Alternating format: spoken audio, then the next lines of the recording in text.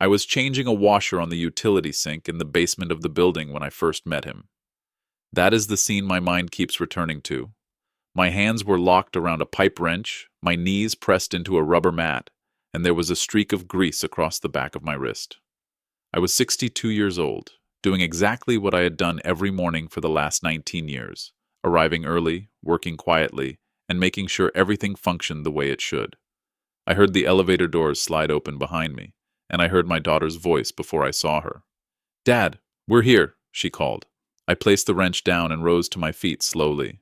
My knees are not as cooperative as they used to be. I wiped my hands on the rag I keep in my back pocket, the same habit I have always had, the same one my own father taught me long before I was old enough to understand what real work meant. My daughter, Emily, stood in the doorway beside a man I had never seen before. He was tall, sharply dressed, somewhere in his early 30s. Dark jacket, no tie, and that relaxed confidence that usually comes from a very particular kind of upbringing. He glanced around the basement the way people do when they are trying to decide how to politely overlook something. "This is Daniel," Emily said. She was smiling, but there was a careful tension behind it, the kind of smile you give when you hope two worlds will fit together but are not fully sure they will. I stepped toward them and extended my hand. "Edward Lawson," I said. "Good to finally meet you."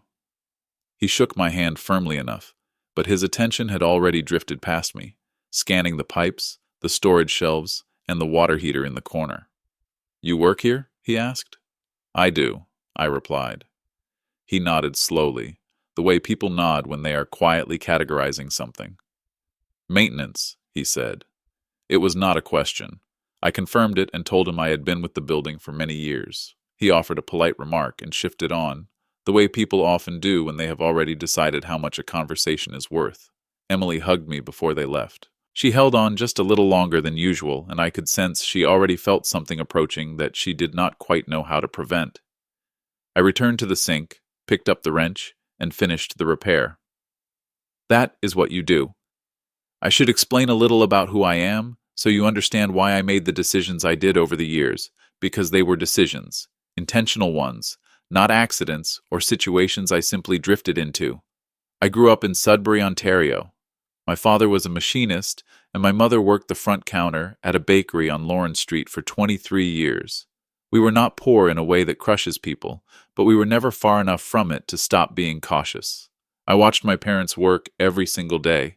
I watched them come home tired in a way that had nothing to do with weakness. It was the exhaustion of people who had truly given something of themselves to the day and had nothing left to perform for anyone.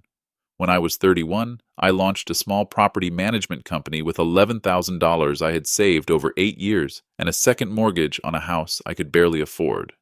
I will not pretend it was easy, and I will not romanticize it. There were years in my mid-30s when I genuinely did not know if we would make it to the next quarter. There were long nights when I lay awake running numbers in my head until the ceiling above me blurred. But we held on, then we stabilized. Then gradually, we expanded into something far larger than I had originally imagined. By the time I turned 50, Lawson Property Group owned commercial and residential assets across 6 provinces and employed more than 300 full-time staff. Our portfolio was valued at a level that would have made the 31-year-old version of me sit down and breathe very slowly. And through all of it, I kept showing up to work inside the buildings. Not every day, and not at every property, but regularly, quietly, without announcement, I would put on work clothes and spend the morning doing maintenance alongside the people who kept everything running. I did it when the company was small, because I could not afford enough hires. I continued doing it after we grew, because buildings reveal things in that state they never reveal from behind a desk. I could sense when something was off. I could have straightforward conversations with tenants in a way that rarely happens in boardrooms. My staff knew, my operations managers knew, my attorneys knew, and my daughter knew as well, although she had never been completely comfortable with it, which I understood. Daniel did not know, and for reasons I will explain later, I did not rush to tell him. They had been together for about 14 months when Emily brought him to meet me at the building. Naturally, she had spoken about him before. She was 30 years old, working as a marketing director at a firm in Toronto, and she had met Daniel at a conference in Vancouver. He was a partner at a commercial real estate advisory firm originally founded by his father. Third-generation wealth, the kind that has existed long enough to feel like personality instead of circumstance. He was 34, and his full name was Daniel Whitmore. His family owned a house in Rosedale and a cottage on Lake Joseph, details Emily mentioned with a slightly nervous brightness that made me pay attention. I am not a man who judges people based on where they come from. I am a man who grew up watching my mother count coins at the end of each week, and I understand that your origin does not define your character. Some of the best people I have ever known came from very little, and some of the most difficult individuals I have encountered came from considerable wealth. My standard for judging people is much simpler. I observe how they treat those they believe have nothing to offer them. That usually tells me everything I need to know. That morning in the basement told me something, and I quietly stored that impression away. In the months that followed, there were more moments to note. One evening, Emily brought him to my apartment. I keep a modest two-bedroom place in the annex. Nothing flashy, nothing that draws attention to itself. He spent nearly 20 minutes speaking about a property investment he was advising on, near the waterfront, and not once during that entire conversation did he ask me a single question. Not about where I had worked, not about my experience with property, not about anything at all. He was a man who had mastered the performance of interest without actually feeling it. Then there was a Sunday dinner in February, the four of us at a restaurant on Cumberland, where he spoke about the city's development corridor with the smooth confidence of someone who had studied every detail. When the topic shifted toward labor and the tradespeople who actually built that corridor, he made a remark I have thought about many times since. He said, "Those guys do fine. The unions make sure of that." It was not openly cruel. It was something heavier than cruelty. It was a kind of indifference that had clearly never been questioned. Emily changed the subject, and I noticed how quickly she did it. In March, on a Saturday, he came to the building again with her while she helped me move some files from a storage unit on the third floor. He sat in the lobby scrolling through his phone, not because he was busy, but because it never occurred to him that he might help. I never mentioned any of this to Emily. She was happy, and that happiness was genuine. I could see it plainly. I am her father, not her supervisor. My role was not to decide who she should love. My role was simply to be present when she needed me. Still, I kept quietly noting these moments. The engagement was announced in April. Emily called me on a Thursday evening, and her voice carried that particular kind of joy that is so big it almost sounds fragile. I told her I was happy for her, and I meant it. I also said I looked forward to getting to know Daniel better. I meant that too, in the way you mean something while still hoping it will eventually become true. The engagement party was scheduled for the end of June. It was set to take place at the Whitmore family home in Rosedale, a place I had never visited but which Emily described as very large. She said there would be around 70 guests. She added, in a tone I recognized as steadying herself, that most of the attendees would be from Daniel's side since the event had been arranged by his mother. Her name was Victoria Whitmore. I had met her only once before, briefly, at the restaurant on Cumberland. She had shaken my hand with a polished warmth I immediately recognized as the kind used by people who categorize you before you finish saying hello. That evening, as she greeted me, I saw her take in my clothes, clean but simple, and my hands, which have never completely lost the texture of a man who works with them. Something in her expression settled into a quiet conclusion that did not shift for the rest of the night. To be fair, she was not openly rude. She was perfectly pleasant. But pleasant can be a performance, and I have lived long enough to notice what sits underneath it. In early June, Emily called to talk about the seating plan. She was using her careful voice, the one she uses when she has rehearsed something in her mind many times before saying it out loud. She explained that the dinner would have assigned seating, and that the Whitmores had arranged the tables according to what she called natural groupings. His family, their close friends, and business associates would be seated at the primary tables near the front of the room, while other guests would be placed further back. My seat was at a table near the kitchen. I told her that was perfectly fine. She started to say, "Dad, it's not, I didn't," and I gently interrupted. "Emily, it's fine. I'll be there." She was quiet for a moment, then softly said, "I love you." I told her I loved her too. And that was the end of the conversation. If I am honest about what I felt in that moment, it was not the sharp hurt of a man who has been openly insulted. It was something quieter, and in many ways, heavier to carry. It was the quiet sadness of watching someone you love make small accommodations they may one day regret. I said nothing. I put on a respectable suit and showed up.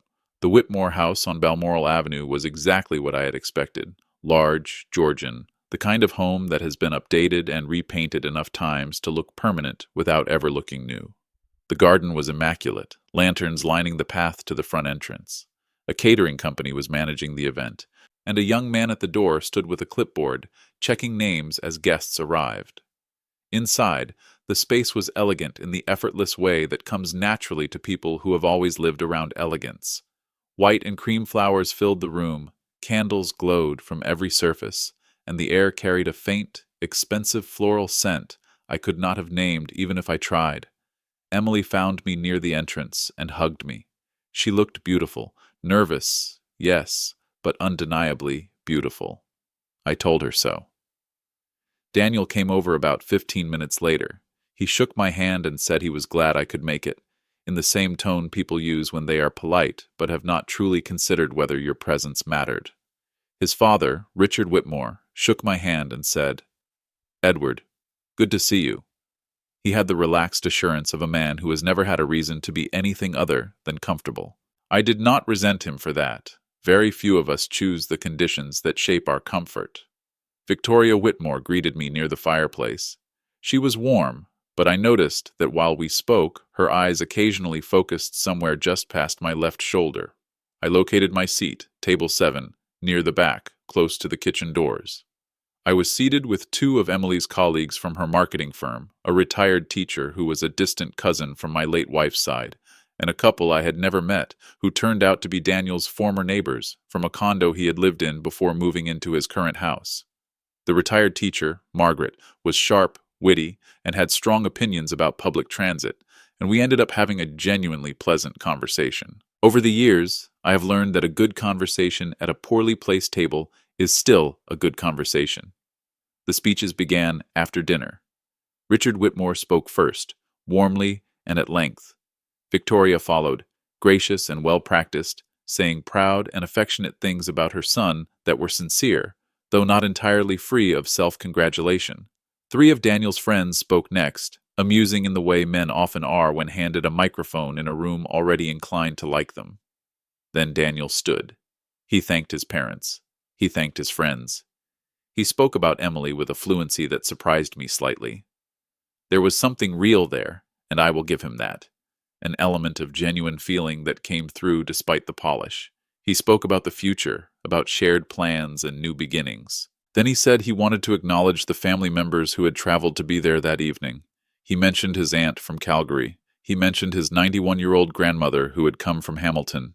He mentioned Emily's mother, my former wife Laura, who was there with her husband Michael. He did not mention me. He paused, then looked at Emily with the expression of a man preparing to conclude his remarks. And then he said, "And to the rest of Emily's family, we're grateful you're with us in spirit." That was all. Emily's expression did not shift. She kept smiling. She has her mother's ability to hold her face steady when she needs to, and she needed it then, because I saw her jaw tighten the way it has since she was 7 years old, the way it tightens when she is trying not to cry in front of people. I kept my own expression relaxed and reached calmly for my water glass. Margaret, seated beside me, said nothing, but I felt her shift slightly in her chair. After the speeches, when people began circulating and the bar opened, Daniel came over to find me. I do not know whether Emily had spoken to him or whether he had reconsidered his words on his own, but he walked to my table and crouched beside my chair in a way that I suspect he believed looked approachable. "Edward, really good to have you here," he said. I replied, "Thank you for inviting me." He gestured lightly toward the room and said, "You know how these events are. With this many people, everything gets complicated. Seating, guest lists." The gesture seemed to cover, among other things, table 7 near the kitchen. I nodded and said, "Of course." He studied my face for a moment, and I met his gaze with an expression that offered him nothing to interpret. Then he said, "Emily's lucky to have a father who just goes along with things. A lot of men would be—" He paused before finishing. "You're easy. That's a good trait." I answered, "I found it to be practical." He laughed softly, stood up, and briefly placed a hand on my shoulder in the familiar way men do when they want to signal that something has been settled, then returned to the crowd. That night, I drove home and sat in my car in the parking garage beneath my building for a while before going upstairs. I did not cry. I am well past the age where moments like that bring tears. What I felt was more complicated and harder to label.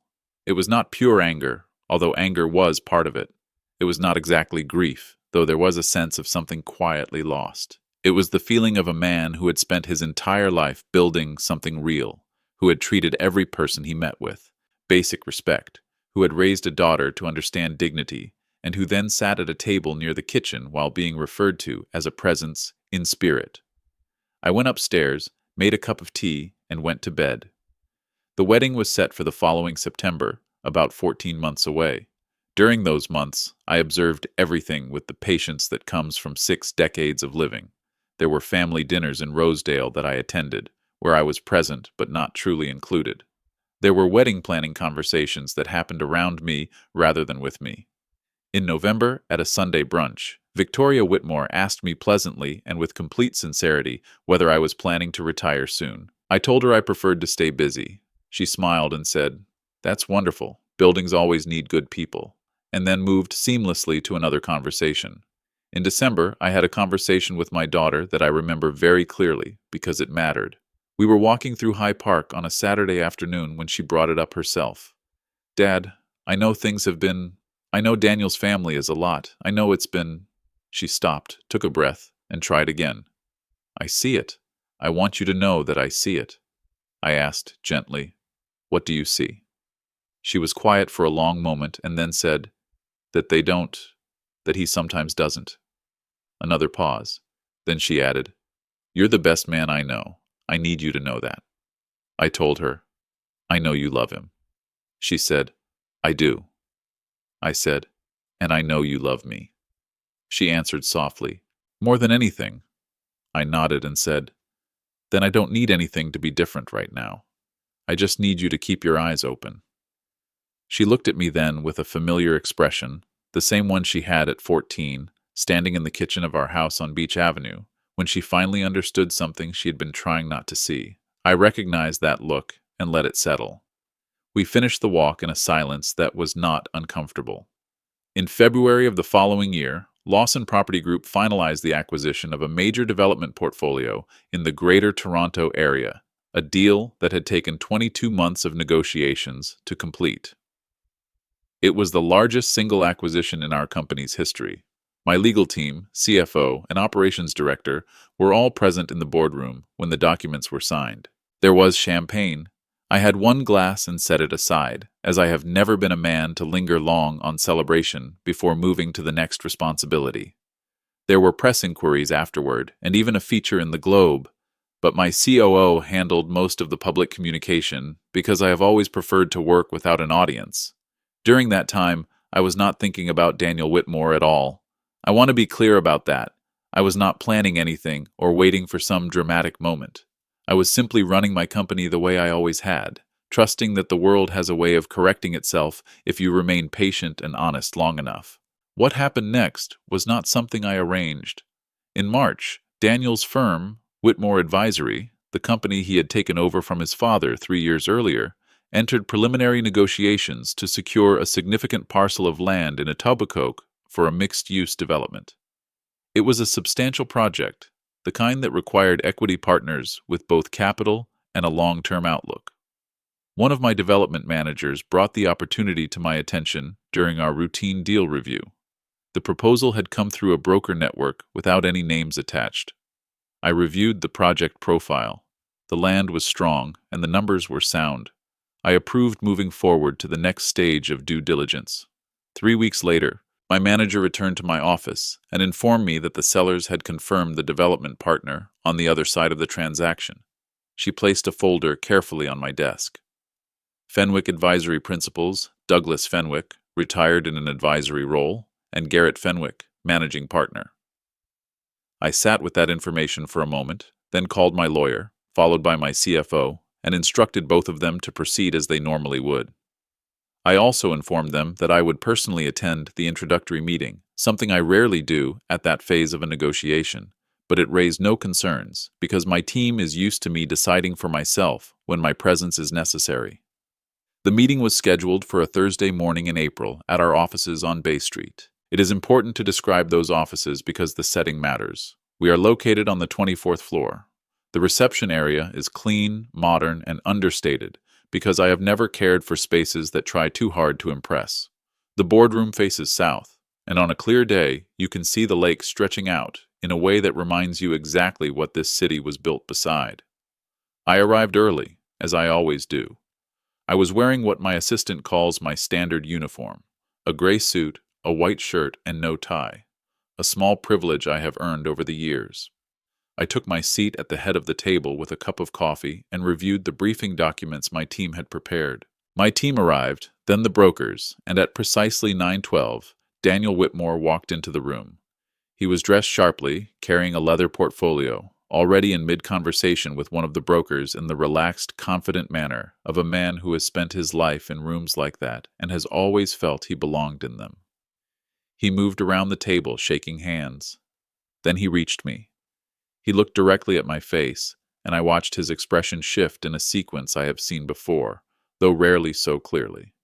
First, recognition, the simple, instinctive realization of placing someone familiar. Then confusion, because the context did not align, because the man he recognized was not supposed to be sitting at the head of a boardroom table with that view, in that suit. Then came something beneath the confusion, something he tried to mask, a rapid recalibration, like a compass suddenly correcting its direction in unfamiliar territory. "Edward," he said. "Daniel," I replied calmly. "Good to see you. Please, have a seat." He sat. My COO, Helena, who has worked with me for 16 years, began the formal introductions. She presented Lawson Property Group the way she always does, our history, our portfolio, and our philosophy toward development partnerships. She referenced the February acquisition and outlined our assets under management with her usual precision and professionalism, giving no indication that anything unusual was occurring, because from her perspective, nothing unusual was happening. This was simply another Thursday morning meeting. I watched Daniel listen as Helena spoke. I watched him process the figures.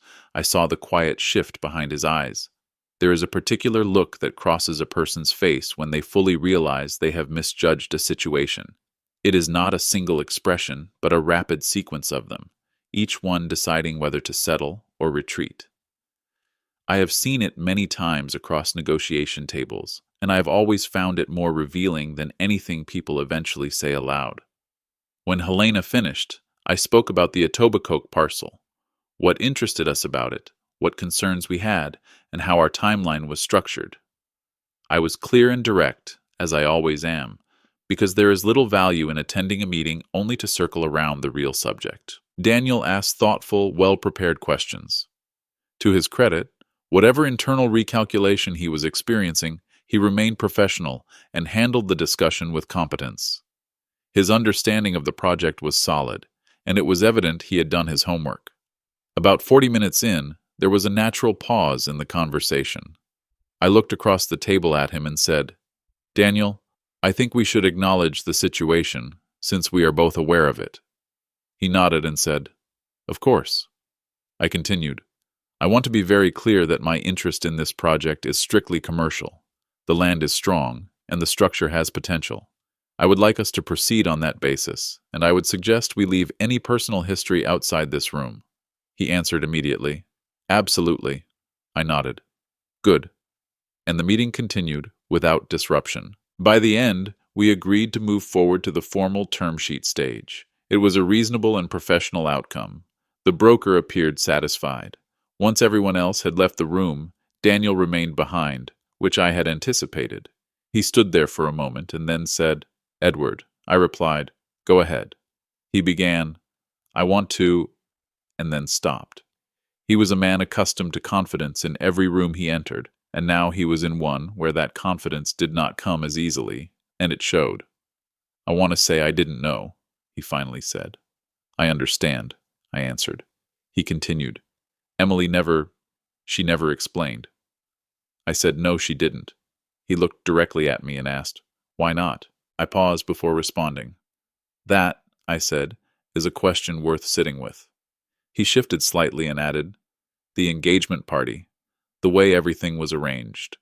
I replied, "Daniel, I'm going to tell you something I believe to be true, and I'd like you to hear it as it is intended, in good faith, not as a confrontation." He nodded.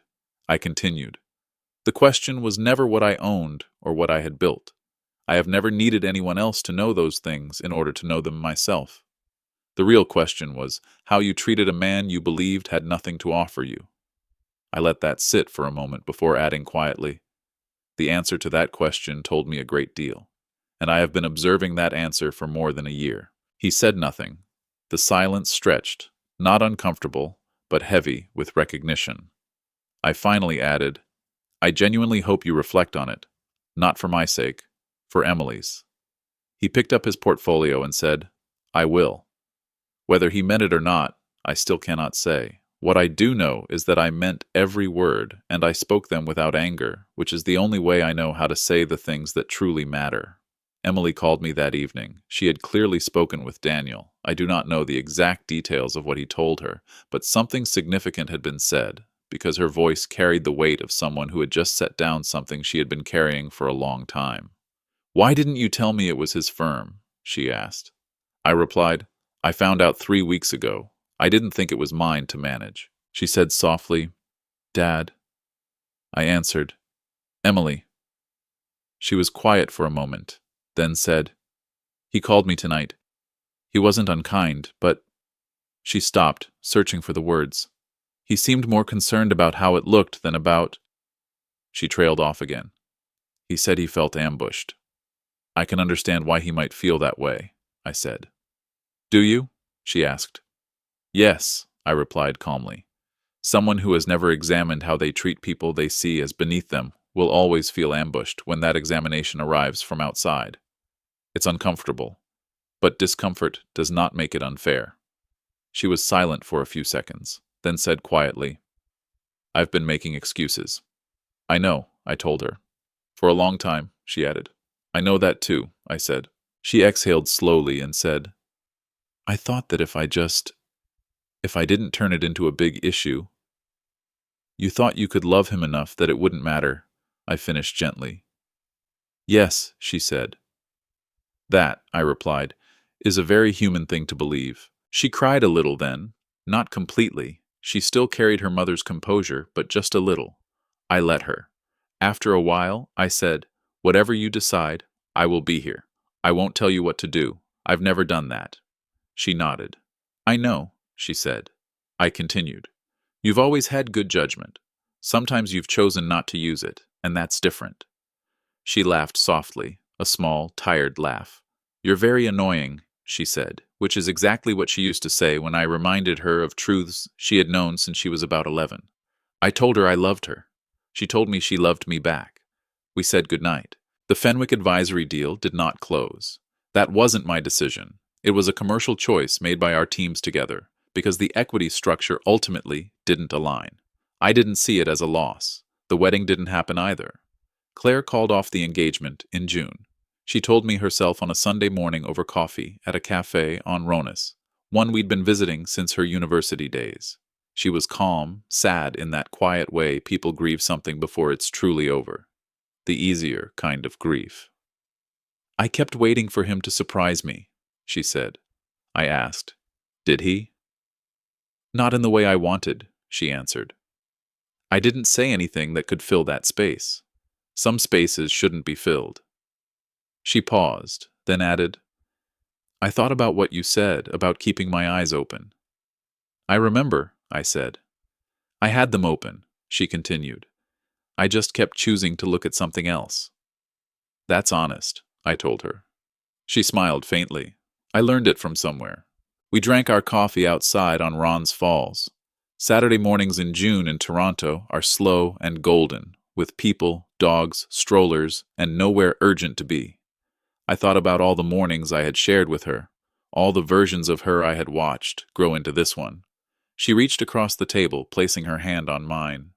"You never made me feel like I'd done something wrong. Even at the party, you just showed up. I said, "That's the job." She shook her head. "It's more than that." I replied, "Maybe, but it starts with showing up. I'm 64 now, and I still go into the buildings. Not as often, because my operations team has grown, and they run things well without me hovering, but regularly, because there's something vital in keeping your hands connected to the work you built. It's too easy to forget that after a while. The work is the thing. The buildings don't care about portfolio valuations. They care about pipes, wiring, and whether recycling gets sorted correctly on Tuesdays. I am not telling this story to make myself into something I'm not. I wasn't patient because it was virtuous. I'm 64, and I've learned slowly, sometimes painfully, that the world reveals people's true nature if you give it time and stay out of the way. I wasn't orchestrating anything with Daniel Whitmore. I didn't engineer what happened. It occurred because I run a company that looks at good land. His company brought good land to the table, and the world is smaller than people think, and less tolerant of dishonesty than they hope. Here's the simpler truth. How you treat someone who can do nothing for you is the truest measure of who you are. It doesn't matter what you say at dinners, how impressive your work is, or how confident you appear walking into a room. The moment you consciously, or unconsciously, decide someone is beneath you and treat them accordingly, that moment speaks the most honest truth about you. It lingers in the room longer than you do. My father used to say that a person's character shows in what they do when they think nobody important is watching. He told me that when I was too young to understand it fully. I understand it now, and I have tried to live it imperfectly, as all of us do, but I have tried. I believe Claire will carry that forward. She already surpasses me in it. And one final thing, I am not angry at Daniel. I am not angry at Diane Whitmore. I am not angry at the seating chart, the speech, or the hand on my shoulder at the engagement party. What I feel, honestly, is a quiet sadness for people who've had so much for so long that they've never been challenged to find out what they're truly made of. That's a harder way to live than it appears. The test comes eventually. It always does. The only question is whether you've prepared for it. Claire is now building her life on her own terms. She bought a place in Leslieville, a 100-year-old semi that needs work. She asks me about contractors, structural assessments, and what to watch for in old wiring. And I answer specifically and directly, without making it harder than it needs to be. Last Saturday, she came by the building for breakfast.